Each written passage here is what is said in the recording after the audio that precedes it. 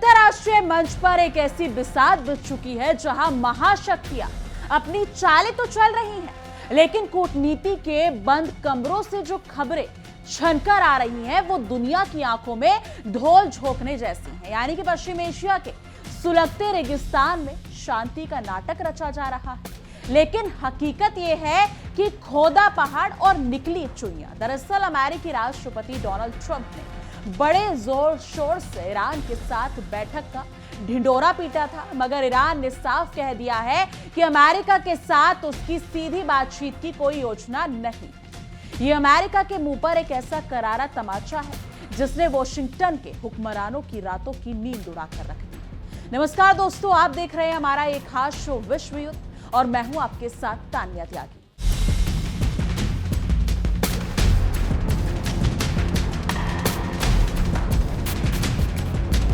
दरअसल super power कहलाने वाले अमेरिका की हालत आज उस खिसियानी बिल्ली जैसी हो गई है जो खंबा नोचने को मजबूर।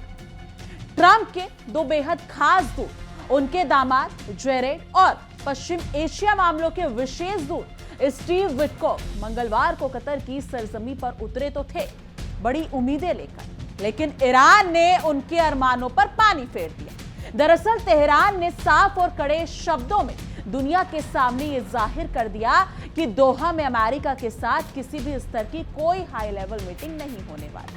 अमेरिका सोच रहा था कि वो अपनी धौंस जमाकर ईरान को घुटनों पर ले आएगा, लेकिन यहां तो पासा ही पलट गया और कतर ने भी ईरान के इस दावे पर अपनी मोहर लगा दी। दरअसल अमेरिका की आदत रही है कि वो हर जगह चौधरी बनने की कोशिश करता है, लेकिन इस बार उसका ये दाव उल्टा पड़ गया, क्योंकि ईरान ने कतर में सीधी बातचीत से इंकार करके अमेरिका के अहंकार को कड़ा सबक सिखाया है। ट्रंप प्रशासन दुनिया को यह दिखाना चाहता था कि उसकी एक आवाज पर दुश्मन देश टेबल पर आ जाते हैं, मगर ईरान के सख्त रुख ने अमेरिका के इस गुब्बारे की हवा निकाल दी है। पश्चिम एशिया में अपनी साख बचाने के लिए छटपटा रहा अमेरिका मध्यस्थतों के पीछे छिपकर रास्ता तलाशने की नाकाम कोशिश कर रहा है, जो उसकी कमजोर छोटी कूटनीति का जीता जागता सबूत है। दरअसल ईरान और अमेरिका के बीच चल रहा ये शहमात का खेल अब उस मोड़ पर पहुंच चुका है जहां पानी सिर से ऊपर जा चुका है। एक तरफ ट्रंप के दूत दोहा की सड़कों पर खाक छान रहे, तो दूसरी तरफ ईरान के विदेश मंत्रालय ने प्रेस ब्रीफिंग में दो टूक कह दिया है कि हम वॉशिंगटन के अधिकारियों से हाथ मिलाना तो दूर, एक कमरे में बैठने को भी तैयार नहीं। इस पूरे घटनाक्रम ने यह साबित कर दिया है कि अंतर्राष्ट्रीय राजनीति में अब अमेरिका का सिक्का पहले जैसा नहीं चलता और उसकी धमक सिर्फ कागजी शेर बनकर रह गई है। देखिए हमारी एक खास रिपोर्ट हमारे सहयोगी विवेक शांडिल्य के साथ। रूस में मार कुटाई के बाद अमेरिका एक बार फिर इलू इलू करने लग गया। अमेरिका ने कहा ईरान एक अच्छा देश है और ईरान बातचीत के लिए तैयार है। संभव है कि ईरान के साथ बहुत अच्छी डील होने वाली है। अमेरिका और ईरान के बीच कतर में द्विपक्षीय बातचीत होनी है। खबर है कि दोनों अब एक दूसरे पर हमला न करने की कसम खा रहे हैं और कह रहे हैं कि हुर्मुज को लेकर भी बात करेंगे। लेकिन यह बात आई कहां से? बहरीन में ईरान ने कैसी तबाही मचाई, उसकी तस्वीर आप सबसे पहले देखिए। सोशल मीडिया पर कुछ तस्वीर सामने आई है। जब बहरीन में धमाका हुआ तो अमेरिका इलू इलू करने लगा। क्यों करने लगा? क्योंकि बहरीन में एक साथ स्वार्म ड्रोन से अटैक हुआ। हजारों की संख्या में यूएस एयरबेस पर ड्रोन्स का हमला हुआ, मिसाइल्स का हमला हुआ, जिसके बाद वहां पर सायरन बजने लगे। सायरन बजने के साथ ही पता चला कि ईरान ने बहुत बड़ा अटैक कर दिया है। इन तस्वीरों के जरिए समझिए कि ईरान ने मिसाइलों से कैसे बहरीन को दहलाया, ड्रोन से कैसे हमला किया। खबर है कि ईरान ने दिन और रात दोनों में अमेरिकी बेस को टारगेट किया, जिसकी तस्वीर इस वक्त आप देख रहे हैं। जरा फुल स्क्रीन तस्वीर आप देखिए कि किस तरह से ईरान ने अपनी ताकत का एहसास कराया फिर से।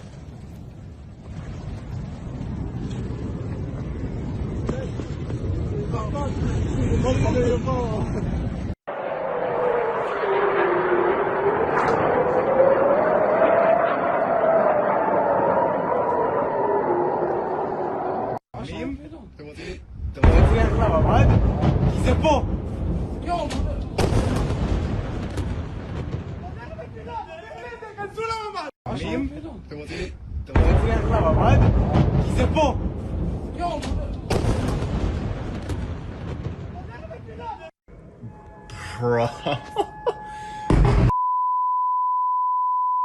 Oh!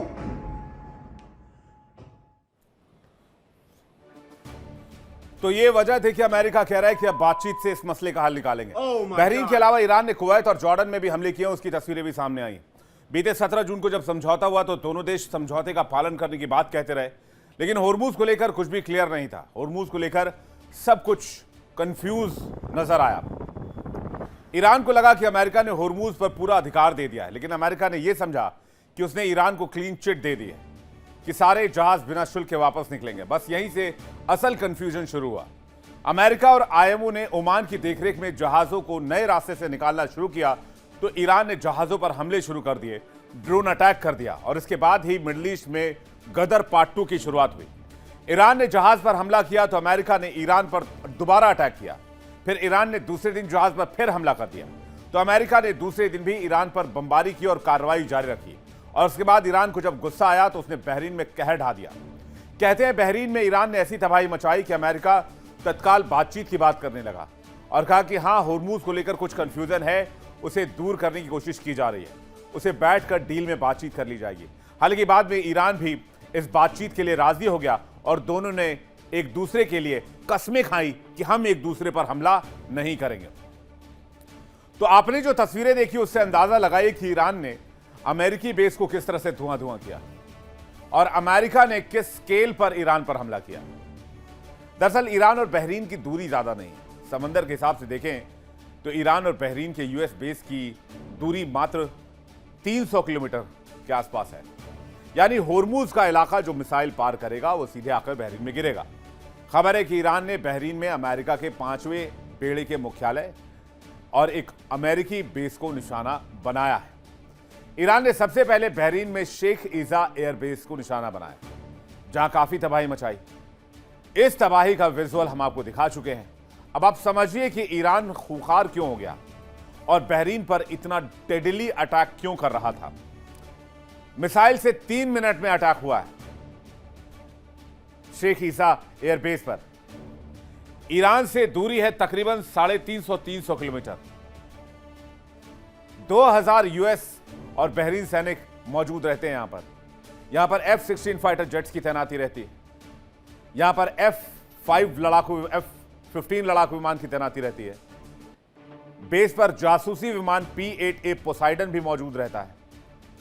हमले से पहले जो भी हथियार थे वो अब किस स्थिति में है ये फिलहाल पता नहीं है। ना तो अमेरिका इसके बारे में बता रहा है और ना ही सेंटकॉम कुछ कह रहा है, लेकिन ईरान का दावा है कि एयर बेस पर कई हथियार खाक कर दिए गए। ईरानी विदेश मंत्रालय के प्रवक्ता इस्माइल बगाई ने अपनी प्रेस वार्ता में अमेरिका की हैकड़ी को पूरी तरह जमींदोज कर दिया है। दरअसल उन्होंने मीडिया के सामने आकर दूध का दूध और पानी का पानी कर दिया है कि अमेरिकी अधिकारियों के साथ किसी भी स्तर पर बातचीत का कोई एजेंडा तय नहीं। बगई का ये बयान सीधे तौर पर वॉशिंगटन के उन दावों की हवा निकालता है जिसमें वो बड़ी बड़ी डील्स के सपने देख रहे थे। ईरान ने स्पष्ट किया कि कतर में अगर कोई बातचीत होगी भी तो वो केवल कतर के अधिकारियों के साथ होगी, जिसमें अमेरिका का कोई लेना देना नहीं होगा। दरअसल ईरान का ये आक्रामक रुख देखकर ऐसा लगता है कि उसने अमेरिका को उसकी नानी याद दिला दी है। बागई ने साफ कर दिया है और कहा भी है बुधवार को दोहा में जो बैठक संभावित है वो केवल कतर के साथ हस्ताक्षरित समझौता ज्ञापन यानी कि MOU के प्रावधानों को लागू करने पर केंद्रित होगी। इस चर्चा का मुख्य एजेंडा ईरान की वो प्रतिबंधित वित्तीय संपत्ति है जो कतर के बैंकों में फंसी हुई और जिसे अमेरिका के दबाव में रोका गया था। ईरान अब अपनी पाई का हिसाब चुकता करने के मूड में है और वो इसके लिए किसी अमेरिकी दूत की मध्यस्थता को बर्दाश्त करने के मूड में बिल्कुल नहीं। ईरान ने अमेरिका को आईना दिखाते हुए दोहराया कि वो अगले कुछ दिनों में अमेरिकी पक्ष के साथ किसी भी स्तर पर कोई बैठक निर्धारित नहीं कर चुका है।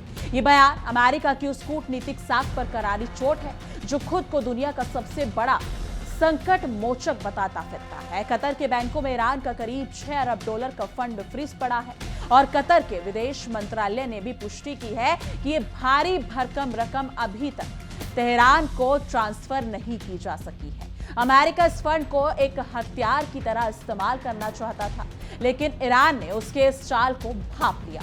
लेबनान के मोर्चे पर भी ईरान ने अमेरिका की दुखती रग पर हाथ रख दिया है और उससे अपनी प्रतिबद्धताओं को याद दिलाया है। दरअसल प्रवक्ता इस्माइल बागेई ने जोर देकर कहा कि समझौता ज्ञापन के पहले प्रावधान के मुताबिक अमेरिका के लिए बेहद जरूरी है कि वो लेबनान सहित सभी मोर्चों पर युद्ध को तुरंत समाप्त कराने के अपने वादों को पूरा करे।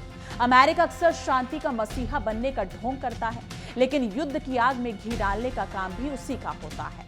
ईरान ने अब खुलकर मांग की है कि अमेरिका अपनी कथनी और करनी के अंतर को मिटाए। दरअसल ईरान ने अमेरिका पर तीखा पलटवार करते हुए कहा कि वॉशिंगटन को केवल बड़ी बड़ी बातें करने के बजाय अपनी व्यापारिक प्रतिबद्धताओं का पालन करना चाहिए। इसके साथ ही उसने इजराइल यानी कि ज़ायोनी शासन को भी आड़े हाथों लिया। तेहरान का साफ कहना है कि अगर जरूरत पड़े तो अमेरिका अपने इस लाड़ले सहयोगी को भी युद्ध विराम और शांति के वादों का पालन करने के लिए मजबूर करे। ईरान ने साफ कर दिया है कि वो अमेरिका की नीयत का आंकलन किसी भाषण से नहीं बल्कि समझौता ज्ञापन के लिखे गए एक एक शब्द और उसके जमीन पर दिखने वाले असर के आधार पर करेगा। दरअसल स्ट्रेट ऑफ हॉर्मुज यानी कि अगर देखा जाए वहां पर पत्रकारों ने सवाल दागा तो ईरान ने जो जवाब दिया उसने अमेरिका के होश उड़ा दिए। बागेई ने साफ और कड़े लफ्जों में कहा कि इस महत्वपूर्ण समुद्री रास्ते से बारूदी सुरंगें हटाने के लिए ईरान को किसी भी विदेशी ताकत या अमेरिका की मदद की रत्ती भर भी जरूरत नहीं। उन्होंने दो टूक कहा कि इस क्षेत्र में किसी भी बाहरी हस्तक्षेप का मकसद कभी भी यानी कि अगर देखा जाए सद्भावनापूर्ण नहीं होगा और होता भी नहीं। अमेरिका सुरक्षा के नाम पर यहां दखल देना चाहता है, लेकिन ईरान जानता है कि बगुला भक्त बनकर आने वाले अमेरिका की असली नीयत क्या है। ईरान का मानना है कि अमेरिका की किसी भी तरह की दखल अंदाजी से खाड़ी क्षेत्र की स्थिति और अधिक जटिल और तनावपूर्ण हो जाएगी। कतर के विदेश मंत्रालय के प्रवक्ता माजिद अल अंसारी ने भी प्रेस के सामने आकर इस बात की तस्दीक की कि दोहा में मौजूद अमेरिकी दूतों और ईरानी राजनयिकों के बीच कोई सीधी बातचीत नहीं होने वाली है। कतर ने साफ किया कि फिलहाल जो कुछ भी चल रहा है वो केवल बैक चैनल यानी कि मध्यस्थतों के जरिए हो रहा है और इसमें दोनों पक्षों का कोई भी उच्च स्तरीय अधिकारी आमने सामने नहीं बैठने वाला। कतर ने इस आधिकारिक बयान में अमेरिका के उन दावों की कलई खोलकर रख दी जिसमें वो अपनी पीठ थपथपा रहा था। अल अंसारी ने अपनी साप्ताहिक प्रेस वार्ता में स्पष्ट किया कि फिलहाल उन्हें ईरान के किसी भी बड़े या सीनियर अधिकारी के दोहा आने की कोई उम्मीद नहीं। कतर के मुताबिक इस हफ्ते जो कुछ भी हो रहा है वो सिर्फ तकनीकी स्तर की बैठकें हैं और निचले स्तर के अधिकारियों के बीच चल रही है। इसका मतलब साफ है कि ट्रंप के दूत जेरेड कुशनर और स्टीव विटकॉफ को कतर में सिर्फ इंतजार के सिवाय कुछ हासिल नहीं होने वाला है। इस बीच इस पूरे विवाद की तीसरी कड़ी यानी कि इजराइल के प्रधानमंत्री नेतन्याहू ने जलती आग में घी डालने का काम किया है। नेतन्याहू अचानक दक्षिणी लेबनान के बॉर्डर पर सुरक्षा क्षेत्र का दौरा करने पहुंच गए, जहां उन्होंने अपने सैनिकों की पीठ थपथपाई और ईरान समेत हिजबुल्लाह को गीदड़ भभकी दे डाली। नेतन्याहू ने अहंकार में चूर होकर बयान दिया कि जब तक इजराइल के सिर पर खतरा मंडराता रहेगा उनकी सेना लेबनान की धरती से एक इंच भी पीछे नहीं हटने वाली, जो इस पूरे क्षेत्र को महाविनाश की ओर धकेलने की जिद को दिखाता है। सैनिकों के बीच खड़े होकर नेतन्याहू ने दावा किया कि इजराइल ने ईरान के नेतृत्व वाले पूरे नेटवर्क को एक ऐसा झटका दिया है जिसे वो कभी भूल नहीं पाएंगे। उन्होंने बड़े गर्व से कहा कि हमने ईरानी धुरी के मुंह पर जोरदार तमाचा मारा। इजरायली प्रधानमंत्री का यह आक्रामक बयान साफ करता है कि वो अमेरिका की शह पर इस पूरे इलाके में अपनी तानाशाही चलाना चाहते हैं। यानी कि एक रिपोर्ट के हवाले से आई इस खबर ने कूटनीतिक गलियारों में हड़कंप मचा दिया है, क्योंकि एक तरफ शांति समझौते की बात हो रही है और दूसरी तरफ युद्ध की हुंकार भरी जा रही है। यानी कि नेतन्याहू ने दावा किया है कि उनकी सेना ने बॉर्डर पर वो काम दिखाया है जिसकी किसी को उम्मीद नहीं। उन्होंने कहा कि हमने पूरे ईरानी धड़ों को कुचलना शुरू कर दिया है और इजराइल ने खुद ईरान के भीतर घुसकर उन ठिकानों पर हमले किए हैं जिन पर पहले किसी को विश्वास ही नहीं था। इजराइल का दावा है कि इस बड़ी और क्रूर सैन्य कार्रवाई की वजह से उनके देश के ऊपर मंडरा रहा एक बहुत बड़ा खतरा अब पूरी तरह टल चुका है। लेकिन दुनिया जानती है कि ये शांति नहीं बल्कि आने वाले बड़े तूफान से पहले की खामोशी है। हिजबुल्लाह की ताकत को लेकर भी इजरायली प्रधानमंत्री ने एक चौंकाने वाला और बड़ा दावा किया है। उन्होंने कहा कि पूरी दुनिया में सबसे ज्यादा मिसाइलें और आधुनिक रॉकेट हिजबुल्लाह के पास ही। जिनकी संख्या करीब 1.5 लाख के आसपास आंकी गई थी। लेकिन इजराइल की लगातार तबाही मचाने वाली कार्रवाई के बाद आज उनके पास सिर्फ 8% हिस्सा ही बचा है। हालांकि नेतन्याहू ने यह भी माना कि 8% बारूद भी मायने रखता है, लेकिन अब हिजबुल्लाह में पहले जैसी मारक क्षमता और बात बिल्कुल नहीं रह गई है। इजरायली सेना के ऑपरेशंस का ब्यूरो देते हुए नेतन्याहू ने बताया कि उनकी सेना ने अब तक करीब 9,000 लड़ाकों को ढेर कर दिया है।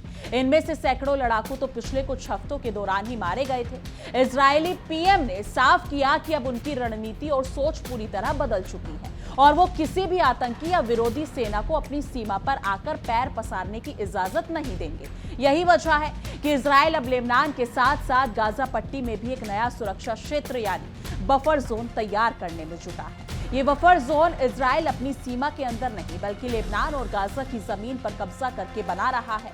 इस बफर जोन के जरिए विरोधियों की सुरंगों, घुसपैठ के गुप्त रास्तों और बाकी के सैन्य ठिकानों को जमीन के ऊपर के साथ साथ जमीन के नीचे से भी पूरी तरह नेस्तनाबूद किया जा रहा है। नेतन्याहू ने अपने कमांडरों को सख्त और साफ आदेश दे दिया है कि सेना को किसी भी हाल में इस पोजीशन से पीछे नहीं हटना है, चाहे इसके लिए अंतर्राष्ट्रीय कानूनों की धज्जियां ही क्यों ना उड़ानी पड़े। अपने सैनिकों को कड़ा और उकसाने वाला निर्देश देते हुए नेतन्याहू ने कहा कि उनकी पहली प्राथमिकता सैनिकों की सुरक्षा है।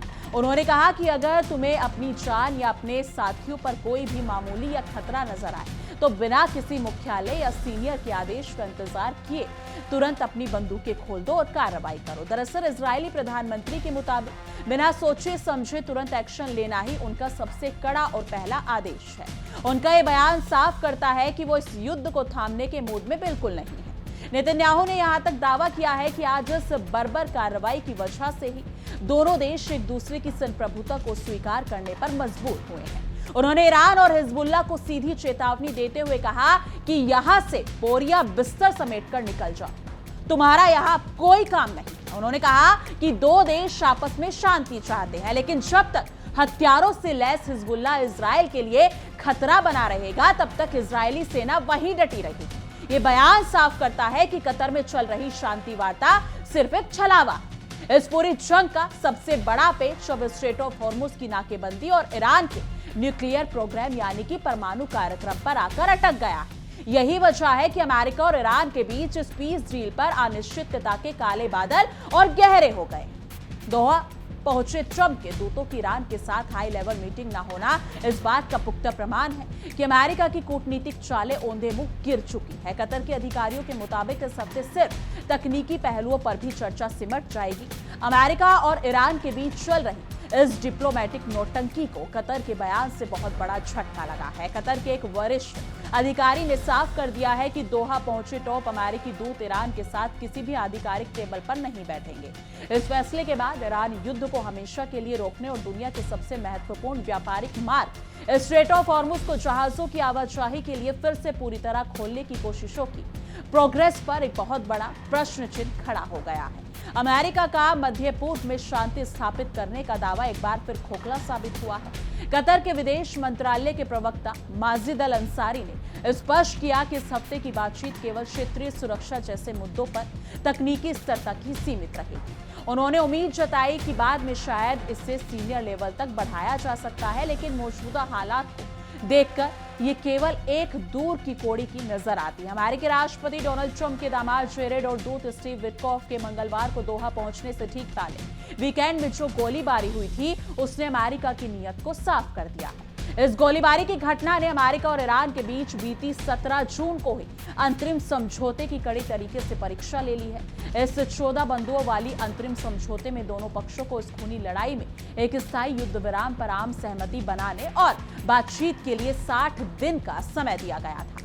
आपको याद दिला दें कि ये भीषण संघर्ष इसी साल 28 फरवरी को ईरान पर अमेरिका और इजराइल के संयुक्त हवाई हमलों के साथ शुरू हुआ था, जिसका सर मकसद ईरान के न्यूक्लियर प्रोग्राम को बलपूर्वक नष्ट करना था। यानी कि अमेरिका और उसके सहयोगी इजराइल के आक्रामक और साम्राज्यवादी नीति ने पूरे ग्लोबल ट्रेड यानी कि वैश्विक व्यापार को तहस नहस कर दिया है। इस युद्ध की वजह से दुनिया भर में तेल और दूसरे जरूरी सामानों की सप्लाई चेन में भारी रुकावट आई है, जिससे विनाशशील देशों की कमर टूट गई। खाड़ी देशों को भी इस दौरान अगर देखा जाए तो ईरानी एयर स्ट्राइक का सामना करना पड़ा है। इस विनाशकारी संघर्ष में अब तक हजारों बेकसूर लोगों की जान भी जा चुकी है, जिसमें सबसे ज्यादा तादाद ईरान और लेबनान के आम नागरिकों की है। ईरानी विदेश मंत्रालय के प्रवक्ता इस्माइल बगाई ने कहा कि अंतरिम डील पर आगे की बातचीत दोहा में होने की संभावना जरूर है, लेकिन वो शर्तों से समझौता नहीं करेंगे। उन्होंने स्पष्ट किया कि इस बातचीत में ईरान के उन एसेट्स यानी कि संपत्तियों को रिलीज करने का मुद्दा सबसे ऊपर शामिल है, जिन्हें अमेरिका ने अंतर्राष्ट्रीय नियमों को ताक पर रखकर फ्रीज कर रखा था।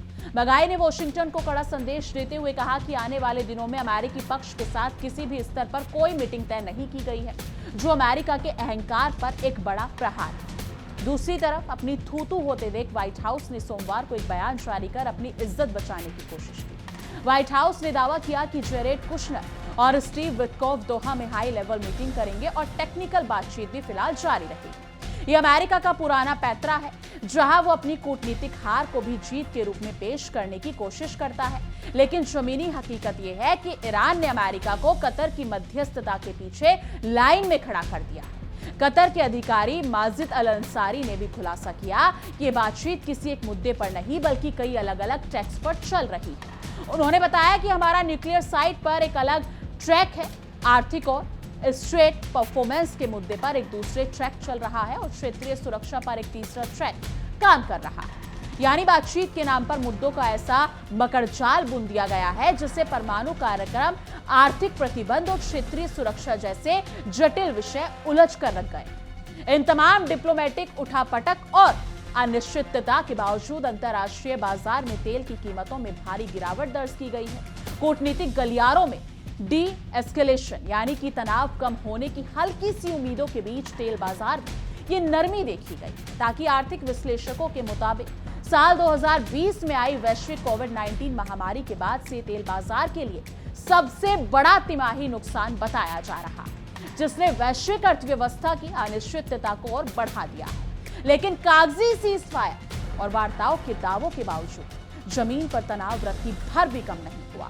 इसका सबसे बड़ा सबूत यह है कि ईरान ने रविवार को ही कुवैत और बहरीन में ताबड़तोड़ एयर स्ट्राइक किए थे, जिसने अमेरिका के सुरक्षा तंत्र के दावों की धज्जियां उड़ा दी। यानी कि ईरान इन हमलों के जरिए यह संदेश दे रहा है कि वो अमेरिका की किसी भी गीदड़ भभकी से डरने वाला नहीं है और अपनी सुरक्षा के लिए किसी भी हद तक जाने को तैयार है। अमेरिका और इजराइल द्वारा थोपे गए इस युद्ध ने अब ग्लोबल महंगाई को आसमान पर पहुंचा दिया है, जिससे खुद अमेरिका भी अछूता नहीं रहा है। आगामी नवंबर के महीने में होने वाले अमेरिकी मिड टर्म्स चुनावों से पहले राष्ट्रपति डोनाल्ड ट्रंप पर घरेलू मोर्चों पर राजनीतिक दबाव बहुत ज्यादा बढ़ गया है। ये मिड टर्म्स चुनाव अमेरिकी संसद यानी कि कांग्रेस पर किस पार्टी का कंट्रोल होगा ये तय करेगा। यही वजह है कि ट्रंप अब अपनी गिरती लोकप्रियता को बचाने के लिए विदेश नीति का सहारा ले रहे हैं, लेकिन वहां भी उन्हें असफलता की हाथ नहीं लगती नजर आ रही। अपनी घरेलू साख बचाने के लिए छटपटा रहे ट्रंप और उनके ट्रेजरी सेनेटरी स्टॉक बेसेंट अब अमेरिकी गैस खुदरा विक्रेताओं से कीमतें कम करने की भीख मांग रहे हैं। इसके अलावा अमेरिकी किसानों की नाराजगी दूर करने के लिए यानी कि फास्फेट फर्टिलाइजर यानी कि खाद के इंपोर्ट पर ड्यूटी कम करने की आनन फानन में मंजूरी दे दी गई है। ये दिखाता है कि जो अमेरिका खुद को दुनिया का भाग्य विधाता समझता है, वो अपने ही घर में महंगाई और राजनीतिक संकट के दलदल में धंसता जा रहा है। यानी कि कुल मिलाकर देखा जाए तो पश्चिम एशिया का ये पूरा संकट अमेरिका की गलत और दखल अंदाजी वाली नीतियों का नतीजा है। वो शांति का राग तो अलापता है, लेकिन पर्दे के पीछे हथियारों का धंधा चमकाता है। ईरान ने इस बार अमेरिका के इसी दोहरे चरित्र को बेनकाब कर दिया है। दोहा में ट्रंप के दूतों का बिना किसी ठोस नतीजे के हाथ मलते रह जाना यह साबित करता है कि अब दुनिया अमेरिका के इशारों पर नाचने को तैयार नहीं है। ईरान का इस सख्त रवैया यह भी दिखाता है कि आत्मसम्मान के सामने डॉलर की धोस काम नहीं आती। अमेरिका ने सोचा था कि वो $6 अरब के फंड को रोककर ईरान को ब्लैकमेल कर लेगा, लेकिन तेहरान ने साफ कर दिया कि वो अपनी संप्रभुता का सौदा नहीं करेगा। अमेरिका के लिए यह स्थिति बेहद शर्मनाक है, क्योंकि उसके सबसे रसूखदार दूतों को एक छोटे से देश कतर में बैठकर ईरानी अधिकारियों की हाँ का इंतजार करना पड़ रहा, जो कूटनीति के इतिहास में अमेरिका की बहुत बड़ी फजीहत है। इधर इजराइल के प्रधानमंत्री नेतन्याहू का ये दावा कि उन्होंने ईरानी धुरी को कुचल दिया है सिर्फ अपनी जनता को गुमराह करने का एक स्टंट नजर आता है। अगर हिजबुल्लाह और ईरान वाकई इतने कमजोर हो चुके होते तो इजराइल को लेबनान की सीमा पर बफर जोन बनाने के लिए इतनी मशक्कत नहीं करनी पड़ती। नेतन्याहू का बॉर्डर पर जाकर सैनिकों को भड़काना यह साफ करता है कि वो अमेरिका के मिडटर्म्स चुनाव तक इस युद्ध की आग को बुझाने नहीं देना चाहते ताकि ट्रंप प्रशासन को इसका राजनीतिक फायदा मिल सके। लेकिन अंतर्राष्ट्रीय राजनीति का ऊंट अब किस करवट बैठेगा ये अमेरिका तय नहीं कर पा रहा है। तेल की कीमतों में गिरावट और वैश्विक महंगाई का बढ़ता दबाव खुद अमेरिकी नागरिकों के सब्र का इम्तिहान ले रहा है। ट्रंप प्रशासन चारों तरफ से घिर चुका है। घरेलू मोर्चे पर महंगाई, चुनाव का दबाव है तो अंतर्राष्ट्रीय मोर्चे पर ईरान जैसे अड़ियल विरोधी जो झुकने को तैयार नहीं है। अमेरिका की ये कूटनीतिक कुश्ती अगर बात करें तो अब बीच भंवर में फंस चुकी है जिसका कोई खेवनहार नजर नहीं आता। दोहा की टेक्निकल कमेटियों की बैठकों से कोई बड़ा चमत्कार होने की उम्मीद इसलिए भी नहीं है क्योंकि दोनों पक्षों में अविश्वास की खाई बहुत गहरी है। जब तक अमेरिका अपनी प्रतिबंध लगाने की साम्राज्यवादी नीति को नहीं छोड़ता और इजराइल की आक्रामकता पर लगाम नहीं लगाता तब तक खाड़ी क्षेत्र में शांति का कोई भी प्रयास केवल एक कागजी पुलिंदा बनकर रह जाएगा। ईरान ने साफ कर दिया है कि वो खोखले वादों के झांसे में नहीं आने वाला और अमेरिका को हर कदम पर देखा जाए तो ठोस सबूत देने होंगे। इस पूरे घटनाक्रम से एक बात तो साफ हो गई है कि दुनिया अब मल्टीपोलर यानी कि बहुध्रुवीय हो चुकी है। अब वॉशिंगटन के व्हाइट हाउस में बैठकर दुनिया के नक्शे पर लकीरें खींचने के दिन लग चुके हैं। अमेरिका के दूतों का कतर में कूटनीतिक वनवास इस बात का गवाह है कि जब सामने वाला अपनी संप्रभुता पर अड़ जाए तो सुपर पावर की धौंस भी धरी की धरी रह जाती है। ट्रंप के दामाद जेरेड की कतर यात्रा शायद उनके कूटनीतिक करियर की सबसे बड़ी नाकामी के रूप में दर्ज की जाएगी। चलते चलते आपको ये भी बता दें, इस पूरे संकट का असर भारत समेत दुनिया के तमाम विकासशील देशों पर भी पड़ रहा है।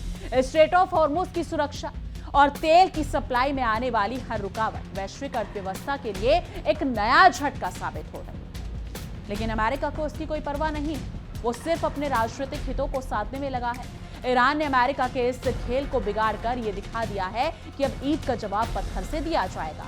आज के इस विशेष विश्लेषण में बस इतना ही। अमेरिका और ईरान के बीच चल रही इस नुरा कुश्ती की एक एक परत हमने आपके सामने खोलकर रख दी है। देखना यह होगा कि ट्रंप के दूत दोहा से खाली हाथ लौटते हैं या फिर कोई नया पैतरा आजमाते हैं। लेकिन फिलहाल तो ईरान ने अमेरिका की कूटनीति को चारों खाने चित कर दिया है। देश और दुनिया की ऐसी बेबाक और तीखी खबरों के लिए देखते रहिए इंडिया डेली और हमारा खास शो विश्व युद्ध। लेकिन इस मुद्दे पर आपकी क्या कुछ राय है, कमेंट सेक्शन में जरूर साझा कीजिएगा। देखिए इंडिया डेली 24/7 अब आपकी स्मार्ट टीवी पर। इंडिया डेली मौजूद है सभी डिजिटल प्लेटफॉर्म पर लाइव और लगातार। इंडिया डेली 24/7 हर दिन राष्ट्र को समर्पित।